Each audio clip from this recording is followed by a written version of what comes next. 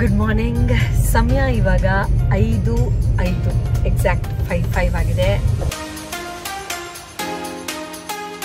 ನಾವೀಗ ಹೊಸೂರಿನ ಹೈವೇಲಿದ್ದೀವಿ. ಎಲ್ಲಿಗೆ ಹೋಗ್ತಾ ಇದ್ದೀವಿ? ಹೊಸೂರಿಂದ ಬನ್ನಿ ಹೇಳ್ತೀನಿ. We are heading towards Tamil Nadu. ತಮಿಳ್ನಾಡಿನ ಯಾವ ಪುಣ್ಯಕ್ಷೇತ್ರಕ್ಕೆ ಹೋಗ್ತಾ ಇದ್ದೀವಿ, ಯಾರೆಲ್ಲ ಹೋಗ್ತಾ ಇದ್ದೀವಿ ಇವತ್ತು ಹಂಚ್ಕೊಳ್ತೀವಿ. ಇದು ನಮಗಂತೂ ತುಂಬಾ ಮುಖ್ಯವಾಗಿರುವಂತಹ ಒಂದು ಸ್ಪಿರಿಚುವಲ್ ಟೂರ್. ಯಾರೆಲ್ಲ ನಮ್ಮ ಜೊತೆಲಿ ಬರಕ್ಕೆ ಆಗಲಿಲ್ಲ ಅವ್ರಿಗೋಸ್ಕರ ಈ ಬ್ಲಾಗ್ ಮಾಡ್ತಾ ಇದ್ದೀವಿ. ಬೆಳಗ್ಗೆ ಟ್ರಾವೆಲ್ ಮಾಡ್ತಾ ಈ ಥರ ಪ್ರಕೃತಿ ಮತ್ತು ಆಧುನಿಕತೆನ ಜೊತೆಲಿ ನೋಡೋದು ಒಂಥರ ವಿಶೇಷ. ಏನಂತೀರ?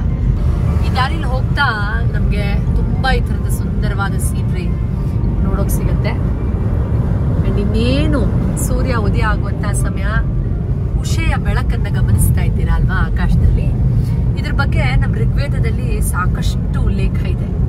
ಉಷೆ ಅಂದ್ರೆ ಸೂರ್ಯ ಬರಕ್ಕಿಂತ ಮುಂಚೆ ಆಕಾಶದಲ್ಲಿ ಕಾಣುವಂತಹ ಈ ಸುಂದರವಾದ ಕೇಸರಿ ಬಣ್ಣದ ಬೆಳಕು ನಮ್ಮ ಅರಿವನ್ನ ಜಾಗೃತ ಮಾಡುವಂತಹ ಆ ಬೆಳಕಿನ ಪ್ರತಿಬಿಂಬ ಆಗಿದೆ. ಉಷೆಗೆ ವೇದದಲ್ಲಿ ಸಾಕಷ್ಟು ಮಹತ್ವವನ್ನು ಕೊಟ್ಟಿದ್ದಾರೆ. So that light that we see just before the sun rises, dawn ಅಂತೀವಲ್ಲ, ಅದು ತುಂಬಾನೇ ವಿಶೇಷ. ನಮ್ಮ ಸನಾತನ ಧರ್ಮದಲ್ಲಿ ಪ್ರಕೃತಿಯ ಪ್ರತಿಯೊಂದು ಫಿನಾಮಿನಾಗೂ ಎಷ್ಟು ಇಂಪಾರ್ಟೆನ್ಸ್ ಕೊಟ್ಟಿದ್ದಾರೆ. ಮತ್ತೆ ಅದನ್ನು ಓದಿ ತಿಳ್ಕೊಂಡ್ಮೇಲೆ ಈ ಥರದ್ದೆಲ್ಲ ಅನುಭವಗಳು ಇನ್ನೂ ಎಷ್ಟು ಆಳವಾದ ಮೀನಿಂಗ್ ಕೊಡುತ್ತೆ. ಅದರಿಂದ ಪೌರಾಣಿಕ ಪುಸ್ತಕಗಳನ್ನ, ನಮ್ಮ ಸನಾತನ ಧರ್ಮದ ವೇದ ಉಪನಿಷತ್ತುಗಳನ್ನ ನಮಗಾಗೋ ಮಟ್ಟಿಗಾದ್ರೂ ಸ್ವಲ್ಪ ಆದ್ರೂ ಅಧ್ಯಯನ ಮಾಡಬೇಕು ಅನ್ನೋದು ನಮ್ಮ ಅಭಿಪ್ರಾಯ. ನೀವೇನೇ ಹೇಳಿ, ನಮ್ಮ ಕಣ್ಣಲ್ಲಿ ಕ್ಯಾಪ್ಚರ್ ಆಗೋದು ಯಾವುದೇ ಪ್ರಪಂಚದ ಬೆಸ್ಟ್ ಆಫ್ ದ ಬೆಸ್ಟ್ ಕ್ಯಾಮ್ರಾಲಿ ಕ್ಯಾಪ್ಚರ್ ಆಗಲ್ಲ. ಸೂರ್ಯ ಉದಯ ಆಗೋ ಈ ಸುಂದರವಾದ ದೃಶ್ಯವನ್ನ ನಾವು ಎಷ್ಟೇ ಟ್ರೈ ಮಾಡಿದ್ರು ನಮ್ಮ ಮೊಬೈಲಲ್ಲಿ ಅದ್ರ ಬ್ಯೂಟಿಯನ್ನ ಕ್ಯಾಪ್ಚರ್ ಮಾಡೋದು ಕಷ್ಟ. ನೋಡಿ ಎಷ್ಟು ಬ್ಯೂಟಿಫುಲ್ ಆಗಿದೆ, ಎಷ್ಟು ಅಮೋಘವಾದ ಸೂರ್ಯ. ಬೆಂಗಳೂರಲ್ಲಿ ಈ ತರ ಸೂರ್ಯ ಕಾಣಿಸೋದು ಬೆಳಗ್ಗೆ ಎದ್ದಾಗ ತುಂಬಾ ಕಷ್ಟ ಅಲ್ವಾ? Welcoming us. ಜಪಾ ಕುಸುಮ ಸಂಕಾಶಂ ಕಾಶ್ಯಪೇಯಂ ಮಹಾದ್ಯುತಿ ನಮೋರಂ ಸರ್ವ ಪಾಪಗ್ನಂ ಪ್ರಣತೋಸ್ಮಿ ದಿವಾಕರಂ.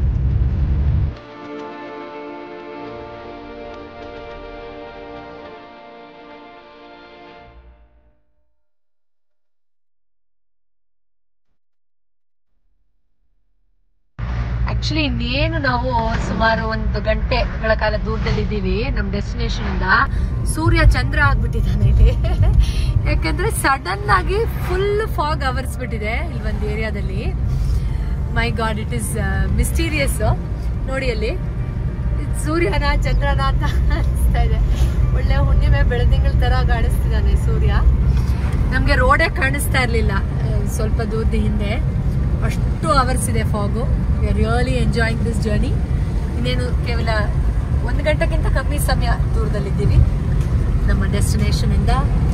ವಾವ್! ಸೊ ನಮ್ಗೊಂಥರ ಎಲ್ಲ ಪಂಚಭೂತದ ಎಕ್ಸ್ಪೀರಿಯನ್ಸ್ ಆಗ್ತಾ ಇದೆ.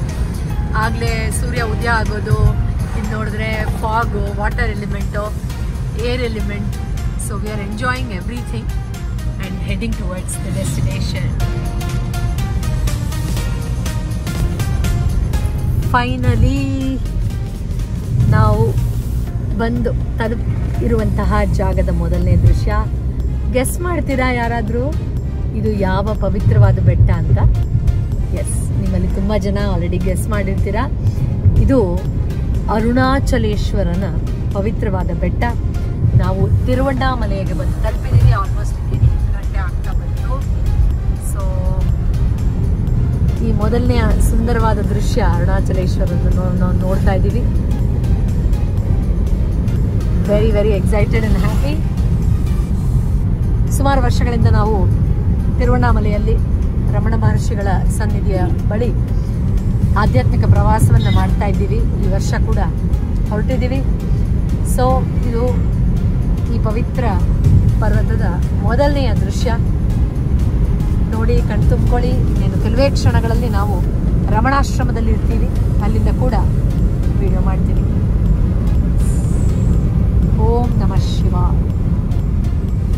ಅರುಣಾಚಲೇಶ್ವರ ಅರುಣಾಚಲ ಶಿವ ಅರುಣಾಚಲ ಶಿವ ಅರುಣಾಚಲ ಶಿವ ಅರುಣಾಚಲ ಅರುಣಾಚಲ ಶಿವ ಅರುಣಾಚಲ ಶಿವ ಅರುಣಾಚಲ ಶಿವ ಅರುಣಾಚಲ. ಇದೇ ಹಾಡನ್ನು ಗುಣಗಿಸ್ತಾ ಇರುತ್ತೆ ಮನಸ್ಸು ತಿರುವಣ್ಣಾಮಲೆಯಲ್ಲಿದ್ದಾಗ. So about to reach Ramanashram. Okay, finally ರೂಮಿಗೆ ಬಂದಿದ್ದೀವಿ. ಇನ್ನೇನು ಸ್ವಲ್ಪ ಹೊತ್ತಲ್ಲಿ ರಮಣಾಶ್ರಮದಲ್ಲಿ ನಾವೆಲ್ಲರೂ ಮೀಟ್ ಮಾಡ್ತೀವಿ. ಬನ್ನಿ ಒಳಗಡೆ ಹೋಗೋಣ. ರೂಮ್ಗೆ ಹೋಗಿ ಫ್ರೆಶ್ ಅಪ್ ಆದಮೇಲೆ ನಾವೆಲ್ಲರೂ ರಮಣಾಶ್ರಮದ ಆವರಣದಲ್ಲಿ ಮೊದಲನೇ ಬಾರಿಗೆ ಭೇಟಿಯಾದ್ವಿ. ಹಾಯ್, ಯಾರು ಇದ್ದೀರಾ ಅಂತ ಅಟೆಂಡೆನ್ಸ್. ಅದಾದಮೇಲೆ ಬ್ರೇಕ್ಫಾಸ್ಟ್ ಮಾಡಿ ಚಾರ್ಜ್ ಅಪ್ ಆಗಿ ರಮಣಾಶ್ರಮದಲ್ಲಿರುವಂತಹ ಮೆಡಿಟೇಷನ್ ಹಾಲಲ್ಲಿ ಸುಮಾರು 1 ಗಂಟೆಗಳ ಕಾಲ ಸೈಲೆಂಟ್ ಮೆಡಿಟೇಷನ್ ಮಾಡಿದ್ವಿ. ರಮಣಾಶ್ರಮದ ಹಾಲ್ನಲ್ಲಿ ಧ್ಯಾನ ಮಾಡ್ತಾ ಇದ್ದರೆ ನಾವು ತತ್ಕ್ಷಣವೇ ಬೇರೆ ಯಾವುದೋ ಒಂದು ಲೋಕಕ್ಕೆ ಹಾಗೆ ಟ್ರಾನ್ಸೆಂಡ್ ಆಗ್ಬಿಟ್ವೇನೋ ಅಂತ ಅನಿಸುತ್ತೆ. ಅಲ್ಲಿ ಹೋಗಿ ಸೈಲೆಂಟ್ ಮೆಡಿಟೇಷನ್ ಮಾಡಿದ್ರೆ ಮಾತ್ರ ಈ ಅನುಭೂತಿಯನ್ನು ಒಬ್ಬ ಮನುಷ್ಯ ಅನುಭವಿಸೋಕ್ಕೆ ಸಾಧ್ಯ. ಇಲ್ಲಿ ಮೆಡಿಟೇಷನ್ ಆದಮೇಲೆ ನಾವೆಲ್ಲರೂ ಅರುಣಾಚಲೇಶ್ವರ ಬೆಟ್ಟವನ್ನು ಹತ್ತೋಕ್ಕೆ ತಯಾರಾದ್ವಿ. ಅರುಣಾಚಲ ಶಿವ ಅರುಣಾಚಲ ಶಿವ ಅರುಣಾಚಲ ಶಿವ ಅರುಣಾಚಲ ಅರುಣಾಚಲ ಶಿವ ಅರುಣಾಚಲ ಶಿವ ಅರುಣಾಚಲ ಶಿವ ಅರುಣಾಚಲ.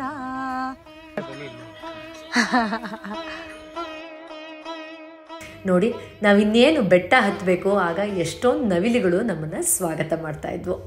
ಇನ್ಫ್ಯಾಕ್ಟ್ ಈ ಅರುಣಾಚಲೇಶ್ವರನ ಬೆಟ್ಟವನ್ನು ಹತ್ತುತ್ತಾ ನಮಗೆ ಹಲವಾರು ವೈವಿಧ್ಯಮಯ ದೃಶ್ಯಗಳು ಸಿಗುತ್ತೆ. ಅಂದರೆ ಅಲ್ಲಿಂದ ನಮಗೊಂದು ಫ್ಯಾಂಟಾಸ್ಟಿಕ್ ವ್ಯೂ ಪಾಯಿಂಟ್ ಸಿಗುತ್ತೆ.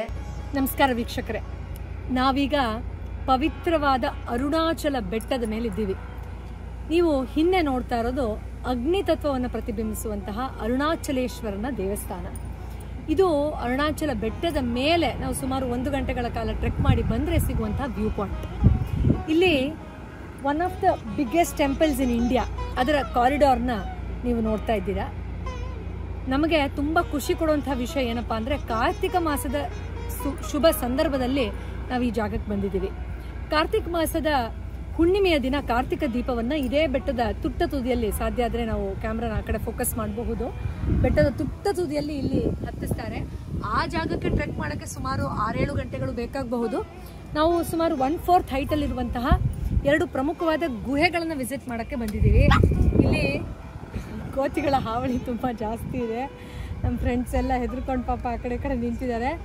ಸೊ ಇಲ್ಲಿ ವಿರೂಪಾಕ್ಷ ಕೇವ್, ಇನ್ನು ಸ್ವಲ್ಪ ತಲೆ ನಾವು ತೋರಿಸ್ತೀವಿ ಆ ಜಾಗನ. ಮತ್ತು ಸ್ಕಂದಾಶ್ರಮದ 2 ಪ್ರಮುಖ ಜಾಗಗಳಿವೆ. ರಮಣ ಮಹರ್ಷಿಗಳು ಇಲ್ಲಿ ಸಾಕಷ್ಟು ವರ್ಷಗಳ ಕಾಲ ತಪಸ್ಸನ್ನು ಮಾಡಿದ್ದಾರೆ ಅಂತ ಹೇಳ್ತಾರೆ. ಈ ಜಾಗದಲ್ಲಿ, ಈ ಪವಿತ್ರವಾದ ಸ್ಥಳದಲ್ಲಿ ನಿಂತು ರಮಣ ಮಹರ್ಷಿಗಳ ಆರಾಧನೆಯನ್ನು ಮಾಡೋದು, ಅರುಣಾಚಲೇಶ್ವರನ ಈ ಜಾಗದಿಂದ ನೆನಪು ಮಾಡ್ಕೊಳ್ಳೋದು ಮತ್ತು ಇದರ ಸ್ಥಳ ಪುರಾಣವನ್ನು ಒಮ್ಮೆ ಮೆಲ್ಕು ಹಾಕೋದು ಅತ್ಯಂತ ಆನಂದಕರವಾದಂಥ ಒಂದು ಅನುಭವ. ಬನ್ನಿ ಇನ್ನು ಮುಂದೆ ಹೋಗಿ ವಿರೂಪಾಕ್ಷ ಕೇವಲಿರುವಂತಹ ಸುಂದರವಾದ ಒಂದು ದೃಶ್ಯವನ್ನು ಗಮನಿಸಿ.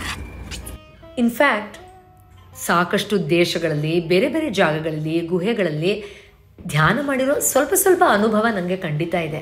ಆದರೆ ನಾನು ನಿಜ ಒಪ್ಕೊಳ್ತೀನಿ, ವಿರೂಪಾಕ್ಷ ಕೇವ್ ಒಳಗಡೆ ಹೋಗಿ ಧ್ಯಾನ ಮಾಡೋದು ನಿಜವಾಗ್ಲೂ ಅತ್ಯಂತ ಸುಂದರವಾದ ಅನುಭವ ರೀ. ಇನ್ಫ್ಯಾಕ್ಟ್ ಕರ್ನಾಟಕದಿಂದ ಹೋದವ್ರಿಗೆ ಇದು ಸ್ವಲ್ಪ ವಿಶೇಷನೇ. ಯಾಕೆಂದರೆ ವಿರೂಪಾಕ್ಷ ಅನ್ನುವಂತಹ ಮಹಾನ್ ಸಂತರೊಬ್ಬರು ಸಾವಿರಾರು ವರ್ಷದ ಹಿಂದೆ ಶಿವನ ಧ್ಯಾನವನ್ನು ಮಾಡ್ತಾ, ತಪಸ್ ಮಾಡ್ತಾ ಆ ತಪೋ ಅಗ್ನಿಯಲ್ಲೇ ಹಾಗೆ ಸುಟ್ಟೋದ್ರು ಅಂತ ಹೇಳ್ತಾರೆ. ಅದರ ಸಂಕೇತವಾಗಿ ಈಗಲೂ ಕೂಡ ಆ ಗುಹೆಯಲ್ಲಿ ಒಂದು ವಿಭೂತಿಯ ಗುಡ್ಡೆಯ ರೀತಿ ಅದರ ಮೇಲೆ ಒಂದು ಕೇಸರಿ ಬಟ್ಟೆಯನ್ನು, ರುದ್ರಾಕ್ಷಿ ಮಾಲೆಯನ್ನು ಹಾಕಿರ್ತಾರೆ. ಅಫ್ಕೋರ್ಸ್ ಅಲ್ಲೆಲ್ಲ ಕ್ಯಾಮ್ರಾ ಅಲೌಡ್ ಇಲ್ಲ, ನಾನು ಜನರಲ್ ಪಿಕ್ಚರ್ಸ್ನ ತೋರಿಸ್ತಾ ಇದ್ದೀನಿ. ಅಲ್ಲೂ ಕೂಡ ನಾವು ಸ್ವಲ್ಪ ಹೊತ್ತು ಧ್ಯಾನವನ್ನು ಮಾಡಿ ಮತ್ತೆ ಕೆಳಗಡೆ ಇಳಿಯೋಕ್ಕೆ ಶುರು ಮಾಡಿದ್ವಿ. ಇನ್ನು ವಿರೂಪಾಕ್ಷ ಕೇವಿಂದ ಕೆಳಗಡೆ ಇಳಿದ ಮೇಲೆ ನಮಗೆ ಓಂ ನಮಃ ಶಿವಾಯ ಅನ್ನುವಂಥ ಒಬ್ಬರು ಸಂತರ ಒಂದು ಜಾಗ ಸಿಗತ್ತೆ. ಅವರು ಅಲ್ಲಿ ತಪಸ್ಸು ಮಾಡಿದಂತಹ, ಸಿದ್ಧಿಯನ್ನು ಪಡೆದಂತಹ ಜಾಗ. ಅಲ್ಲಿ ನಾವೆಲ್ಲರೂ ಗೈಡೆಡ್ ಮೆಡಿಟೇಷನ್ ಮಾಡಿದ್ವಿ, ಚಾಂಟಿಂಗ್ ಮಾಡಿದ್ವಿ, ಭಜನೆ ಮಾಡಿದ್ವಿ. It was extraordinary.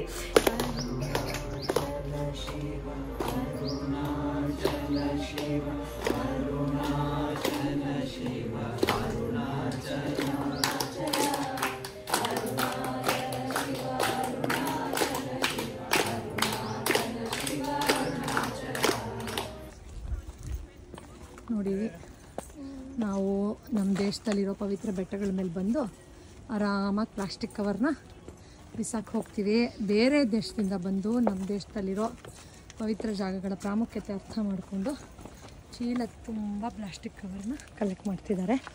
ಮಾತಾಡ್ಸಕ್ಕೆ ಟ್ರೈ ಮಾಡೋಣ ಬನ್ನಿ. People learn very early to keep everything. Yes. Yeah, plastic and metal and this. So why did you choose this place to do this noble work? Because we want to do some service for Bhagavan. Because we're devoted to Bhagavan. From how many years are you coming here, sir? First time? It's first time. Oh, that's beautiful. Yeah, the first time. So you've been following Bhagavan through Yeah. books or videos? Books, so we read. And so we think, what can we do? Yes. So we do this. This is the best thing. Some karma yoga. And Yes. yes. Absolutely. Yeah. So And you've been here for how long now? now 2.5 months. Wow. We've been in the north. Okay.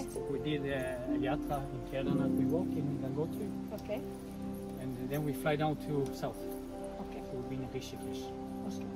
So what is the most important takeaway of all the beautiful things Bhagavan has taught? If you can put it in its essence in the best form. It's his Go inward and not outward. God is in, Yes. not outside. God is inside you and Yeah. not outside. Because in the world today, everything is outside. Yes. Yes. You know, we get more and more outside, but we forget to. We are very impressed, and on behalf of everybody, thank you so much for doing this. Thank you too. Thank you. Have a good trip. Thank you. Yeah. Thank you.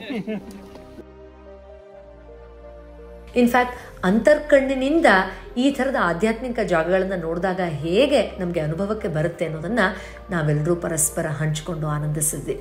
ಇನ್ನು ಊಟ ಆದಮೇಲೆ ಸ್ವಲ್ಪ rest ತಗೊಂಡು ನಾವು ಯಾವ ಪ್ರಮುಖ ಕೆಲಸ ಮಾಡೋಕ್ಕೆ ಹೋಗಿದ್ವೋ ಈ ಸತ್ಸಂಗದಲ್ಲಿ ಅದನ್ನು ಮಾಡಿದ್ವಿ. ಅಂದರೆ ನಾವೆಲ್ಲರೂ ಸೇರಿ ಗಿರಿವಲಂ, ಹೌದು, ಪರಿಕ್ರಮ ಅಂತ ಕರೀತಾರೆ. ಅಂದರೆ ಸುಮಾರು 14 ಕಿಲೋಮೀಟರ್ ಅಷ್ಟು ದೂರ ನಡ್ಕೊಂಡು ಹೋಗಿ ಆ ಇಡೀ ಗಿರಿಯನ್ನು, ಅಂದರೆ ಅರುಣಾಚಲೇಶ್ವರನ್ನ ಪ್ರದಕ್ಷಿಣೆ ಹಾಕೋಕ್ಕೆ ಗಿರಿವಲಂ ಅಂತ ಕರೀತಾರೆ. ಇದಕ್ಕೆ ರಮಣ ಮಹರ್ಷಿಗಳು ಸಾಕಷ್ಟು ಮಹತ್ವವನ್ನು ಕೊಟ್ಟಿದ್ರು. ಇವತ್ತಿಗೂ ಕೂಡ ಪ್ರತಿ ಹುಣ್ಣಿಮೆಯಲ್ಲಿ ಮತ್ತು ವಿಶೇಷವಾಗಿ ಕಾರ್ತಿಕ ಮಾಸದಲ್ಲಿ ಲಕ್ಷಾಂತರ ಜನ ಈ ಪರಿಕ್ರಮವನ್ನು ಮಾಡ್ತಾರೆ. ಇದಕ್ಕೆ ಅದರದೇ ಆದಂಥ ಹಿನ್ನೆಲೆ ಇದೆ. ಇನ್ನೇನು ಕೆಲವೇ ತಿಂಗಳಲ್ಲಿ ಈ ಒಂದು ಅನುಭವಕ್ಕೆ ಸಂಬಂಧಪಟ್ಟಂಥ ಒಂದು ಸಣ್ಣ ಪುಸ್ತಕವನ್ನು ಕೂಡ ನಾನು ಬಿಡುಗಡೆ ಮಾಡ್ತಾ ಇದ್ದೀನಿ. ಆದಷ್ಟು ಬೇಗ ನಿಮಗೆ ತಿಳಿಸ್ಕೊಡ್ತೀನಿ ಇದರ ಮಹತ್ವದ ಬಗ್ಗೆ. ಸೊ ನೀವು ನೋಡಬಹುದು, ನಮ್ಮೆಲ್ಲ ಬ್ಯೂಟಿಫುಲ್ ಮೆಡಿಟೇಟರ್ಸ್ ಎಷ್ಟು ಜೋಶಲ್ಲಿ 14 ಕಿಲೋಮೀಟರು, ಏನೋ ಒಂದು 2 ಕಿಲೋಮೀಟರ್ ನಡ್ಕೊಂಡು ಹೋದ್ವೇನೋ ಅನ್ನೋ ಥರ ಪಟಪಟ ಅಂತ ನಡೆದು ಮುಗಿಸಿದ್ರು. ಯಾರ ಮುಖದಲ್ಲೂ ಫ್ರಸ್ಟ್ರೇಷನ್ ಇರಲಿಲ್ಲ ಅಥವಾ ನೋವಿಂದ ಯಾವುದೇ ಸೈನ್ಸ್ ಅಂತೂ ನನಗೆ ಕಾಣಿಸ್ಲಿಲ್ಲ. ತುಂಬ ಎನರ್ಜೆಟಿಕ್ ಆಗಿ ಕೆಲವೇ ಗಂಟೆಗಳಲ್ಲಿ 14+ ಕಿಲೋಮೀಟರ್ಸ್ಗಳನ್ನು ಮುಗಿಸಿದ್ವಿ. ರಾತ್ರಿ ರೆಸ್ಟ್ ತಗೊಂಡು ನಾವೆಲ್ಲರೂ ಅರ್ಲಿ ಮಾರ್ನಿಂಗ್ ದರ್ಶನಕ್ಕೆ ಹೊರಟೇ ಬಿಟ್ವಿ ಅರುಣಾಚಲೇಶ್ವರ ದೇವಸ್ಥಾನಕ್ಕೆ. ಅರುಣಾಚಲೇಶ್ವರ ಬೆಟ್ಟದ ಮೇಲೆ ಆ ಮೋಡ ಎಷ್ಟು ಸುಂದರವಾಗಿ ಕಾಣಿಸ್ತಾ ಇದೆ, ಒಮ್ಮೆ ನೋಡಿ.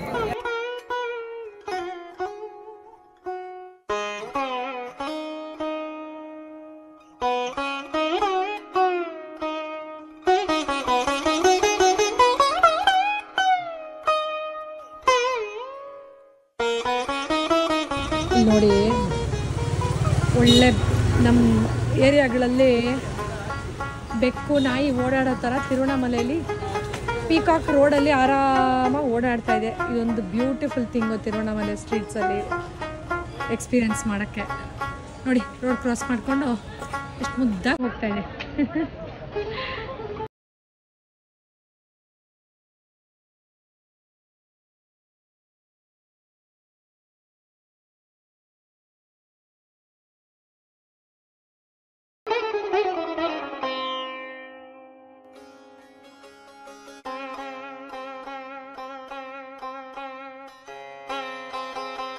ಅಲ್ಲೂ ಕೂಡ ರಮಣ ಮಹರ್ಷಿಗಳ ಒಂದು ಸುಂದರವಾದ 1000 ಪಿಲ್ಲರ್ ಮೆಡಿಟೇಷನ್ ಹಾಲ್ ಇದೆ. ಸೊ ದರ್ಶನ ಪಡೆದ ಮೇಲೆ ನಾವೆಲ್ಲರೂ ಆ ಹಾಲಲ್ಲಿ ಕೂತ್ಕೊಂಡು ಅದ್ಭುತವಾದಂತಹ ಭಜನೆಗಳನ್ನು ಮಾಡಿದ್ವಿ.